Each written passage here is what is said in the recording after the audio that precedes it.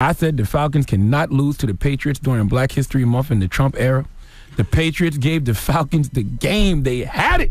But as we have learned in America, the white man giveth, the white man taketh away. Now, I can't prove it, but I'm sure the Russians had something to do with this Patriots victory. 31 unanswered points by the Patriots in the second half caused the Falcons to let 2 Chainz down. They let T.I. down. They let Jeezy down. Migos didn't record one of the greatest records ever, Bad and Bougie, for y'all to just shrink in the face of Super Bowl supremacists like the Patriots. Let's be clear. If Jesus was ever white, he would be Tom Brady. Okay, Brady went on a revenge tour this year and then went on a revenge tour in the fourth quarter just to get back at us for the online slander we was giving him the first 3 quarters. Okay, the Super Bowl really, really, really did feel like when Hillary lost the election, because I'm still trying to figure out how it happened.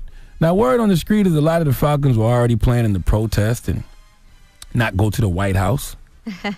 But clearly now they won't have that problem.